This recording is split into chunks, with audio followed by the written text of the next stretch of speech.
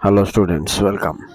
देखो यहाँ इतिहास चैप्टर केते गुड़े 3 मार्किया क्वेश्चन आम देखा। आ जो पिलाने चैनल को नुआ आस चैनल टी सब्सक्राइब करने पिलाने क्वेश्चन नंबर 1 देख। प्रत्येक व्यक्ति निकट में कौन सब जीवंत इतिहास रूपे प्रतिभात हुए। तो एटी विश्वनाथ कर कौन दर्शाई देखा। वर्तमान जुगरे रचित इतिहास रे मानव जीवन सर्व विधि व्यापार रे जोग अच्छी साहित्य शिल्प वाणिज्य धर्म नीति उपन्यास विज्ञान दर्शन इत्यादि यही इतिहास ऐतिहासिक सत्यमय प्रत्येक व्यक्तिर जीवन आहार परिच्छेद ताहा निकटरे जीवंत इतिहास रूपे प्रतिभात हुए। नेक्स्ट जीवा चलो पिला 2 नंबर क्वेश्चन देखो। प्रत्येक जातिर इतिहास से ही साक्ष्य प्रदान क्यों साक्ष्य प्रदान करुअछ। इटा पिला 2019 साइंस रे पढ़छि। देखो इठी केवल भोग विलास आमोद ओ आलस्य रे दिन कटाइबा कौन से व्यक्ति बा समाज उन्नति लाभ करिपारिबो नाही बोली से दर्शाइछन्ते। एतद् व्यतीत नीतिहीन अनुदार जाति कदापि सभ्यतार उच्चतर सोपान रे पहुंची पारिबो नाही बोली से दर्शाइछन्ते। नेक्स्ट चलो 3 नंबर 2019 आर्ट्स रे पढ़छि। जाति अयोग्य हेले ताहार की परिणति हुए। इति कौन कहते विश्वनाथ कर देख। जो जाति जो विषय रे अयोग्य हेबो से तहिरु वंचित हेबो। अर्थात जाति अयोग्य हेले तार गति रसातल को जीव बोली से दर्शाइछन्ति। तेणु से अयोग्य जातिर संचित धनराशि ज्ञान विज्ञान इत्यादि अयोग्य ही होई रही जीव बोलिया कथा कहते। 4 नंबर रे अंतरतम प्रदेशर साधारण भूमि रे ठिया हेले मनुष्य कहार प्रत्यक्ष दर्शन करी स्तंभित और मोहित हुए। एठी विश्वनाथ कर कौन कहते देखा। समग्र ब्रह्मांडर अंतरतम प्रदेश रे एपरी एक साधारण भूमि अच्छी जोठारे कौन से प्रकार भेद और वैषम्य परिदृष्टि हुए नहीं। माने समस्ते समान बोलिया भाव सृष्टि हुए। जो साधारण भूमि रे ठिया हेले मनुष्य अपना भितरे समग्र ब्रह्मांड को प्रत्यक्ष भाव देखि पारिबो बोली से कहते। सर्वत्र मंगलमय विधाता प्रत्यक्ष हस्त दर्शन करी स्तंभित और मोहित हुए बोली कहुई। ओके स्टूडेंट्स नेक्स्ट 5 नंबर देखा।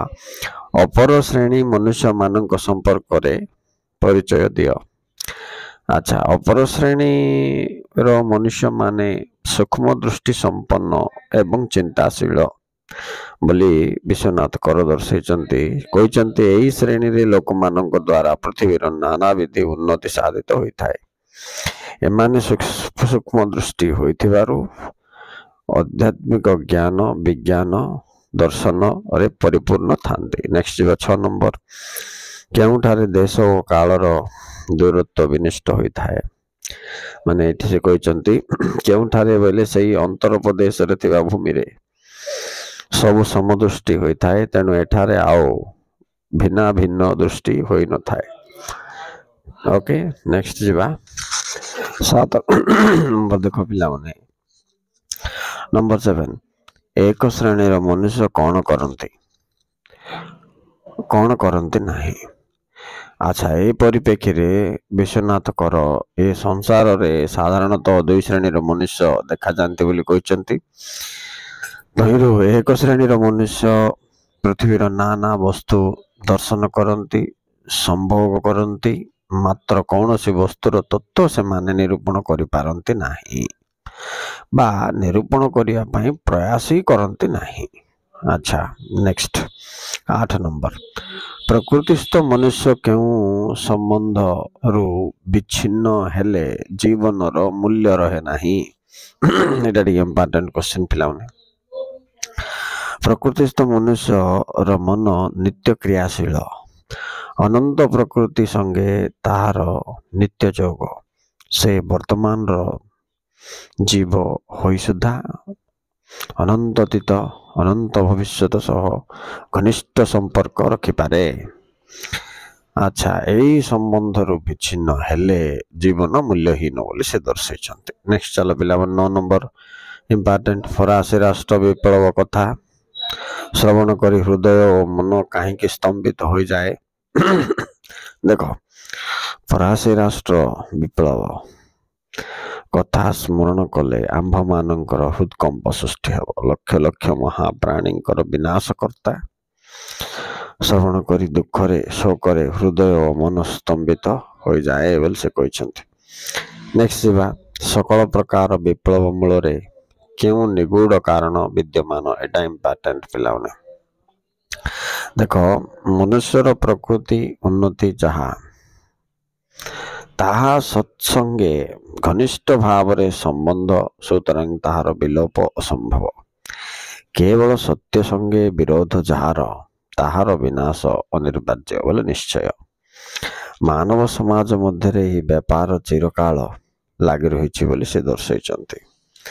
ରାଇଟ, ନେକ୍ସଟ ଯିବା, କ୍ଷୁଦ୍ର ଅଗ୍ନିକଣା ତୁଲ୍ୟ ଗୋଟିଏ ନିଭୃତ ହୃଦୟର ଚିନ୍ତା ପରିବ୍ୟାପ୍ତ ହୋଇ କିପରି ପ୍ରତିଭାତ ହୁଏ? ଆଚ୍ଛା, ଏଇଠି ସେ କ'ଣ କହିଛନ୍ତି ଦେଖ, କ୍ଷୁଦ୍ର କଣା ତୁଲ୍ୟ ଗୋଟିଏ ନିଭୃତ ହୃଦୟର ଚିନ୍ତା ପରିବ୍ୟାପ୍ତ ହୋଇ ପ୍ରକାଣ୍ଡ ଅଗ୍ନିକାଣ୍ଡ ଉପସ୍ଥିତି କରେ ଓ ତାହା ଦ୍ୱାରା ରାଶି ରାଶି ଅସତ୍ୟ, ଅନ୍ୟାୟ, ଅସାମ୍ୟ, ଅପବିତ୍ର ଶୁଷ୍କ ତୃଣରାଶି ତୁଲ୍ୟ ଭସ୍ମୀଭୂତ ହୋଇଥାଏ ବୋଲି ସେ ଦର୍ଶାଇଛନ୍ତି। କେବଳ ବିଶୁଦ୍ଧ ସତ୍ୟଟି, ସାରା ବସ୍ତୁଟି ପୂର୍ବାପେକ୍ଷା ଉଜ୍ଜ୍ୱଳତର ଆକାରରେ ପ୍ରତିଭାତ ହୁଏ ବୋଲି ସେ କହିଛନ୍ତି। ପ୍ରକୃତ ରୂପେ ମାନବ ଜୀବନ କିପରି ଗଠିତ ହୁଏ ଏ ବିଷୟରେ ବିଶ୍ୱନାଥ କର କହିଛନ୍ତି, କେତେବେଳେ ଆଲୋକ ତ କେତେବେଳେ ଅନ୍ଧାର, କେତେବେଳେ ଉଚ୍ଚ ତ କେତେବେଳେ ନିଜ। ଏହିପରି ପରସ୍ପର ବିରୋଧ ଓ ପ୍ରତିକୂଳ ଅବସ୍ଥା ଭିତରେ ମାନବ ଜୀବନ ଗତି କରିଥାଏ। ଆଚ୍ଛା, ନିରବିଚ୍ଛିନ୍ନ ଆଲୋକ ବା ଆନନ୍ଦ ମାନବ ଜୀବନରେ ବା ସମାଜରେ କଦାପି ଦୃଷ୍ଟି ହୁଏ ନାହିଁ, ଏହାର ସମ୍ଭାବନା ମଧ୍ୟ ନାହିଁ ବୋଲି ସେ ଦର୍ଶାଇଛନ୍ତି। ନେକ୍ସଟ କ୍ୱେଶ୍ଚିନଟା ଦେଖ, 13 ନମ୍ବର 2018 ସାଇନ୍ସକୁ ପଡୁଛି। ବ୍ୟକ୍ତି ଓ ସମାଜ ଜୀବନ କିପରି ଉନ୍ନତତର ଅବସ୍ଥାକୁ ନୀତ ହୁଏ? ଏଠି ଦେଖ, ବିଶ୍ୱନାଥ କର କ'ଣ କହୁଛନ୍ତି, ବ୍ୟକ୍ତିଗତ ଜୀବନରେ ଯେପରି ନାନା ଘଟଣା, ନାନା ପରିବର୍ତ୍ତନ ଭିତରେ ସାରା ଭୂତ ଜୀବନଟି ଉନ୍ନତି ଆଡ଼କୁ ଅଗ୍ରସର ହୁଏ, ସମାଜ ମଧ୍ୟ ସେହିପରି ନାନା ଘଟଣା ଓ ପରିବର୍ତ୍ତନ ଦ୍ୱାରା ପ୍ରଭାବିତ ହୋଇଥାଏ ବା ନୀତ ହୁଏ। ପ୍ରକୃତି ପକ୍ଷେ ଜଗତର କୌଣସି ଘଟଣା ଅର୍ଥଶୂନ୍ୟ ନୁହେଁ ବୋଲି ସେ ଦର୍ଶାଇଛନ୍ତି। 14 ନମ୍ବର ଇମ୍ପୋର୍ଟାଣ୍ଟ ପିଲାମାନେ, କ'ଣ ଇତିହାସ ପଦବାଚ୍ୟ ନୁହେଁ? ଆନ୍ସରରେ ସେ କହୁଛନ୍ତି ଦେଖ, ମନୁଷ୍ୟର କ୍ରମୋନ୍ନତି ଓ ବର୍ତ୍ତମାନର ସଭ୍ୟତା ଲାଭ ବିଷୟରେ ଜାଣିବାକୁ ହେଲେ କେତେକ ରାଜବଂଶର ବିବରଣ ଓ କୌଣସି ବିଶେଷ ଜାତିର ବିବରଣ ପାଠ କରି ଦେଲେ ଚଳିବ ନାହିଁ ବୋଲି ସେ କହିଛନ୍ତି। ଯହିଁରେ ମାନବ ପ୍ରକୃତିର କ୍ରମ ବିକାଶ ଛବି ପ୍ରତିବନ୍ଧିତ ନୁହେଁ, ତାହା ପ୍ରକୃତ ଇତିହାସ ପଦବାଚ୍ୟ ହୋଇନପାରେ ବୋଲି ସେ ଦର୍ଶାଇଛନ୍ତି। ଏଇଟା ଟିକେ ଇମ୍ପୋର୍ଟାଣ୍ଟ ପିଲା। Okay students, thank you very much for watching. Please like and subscribe. Next video will be Tini Tundore. Okay, bye.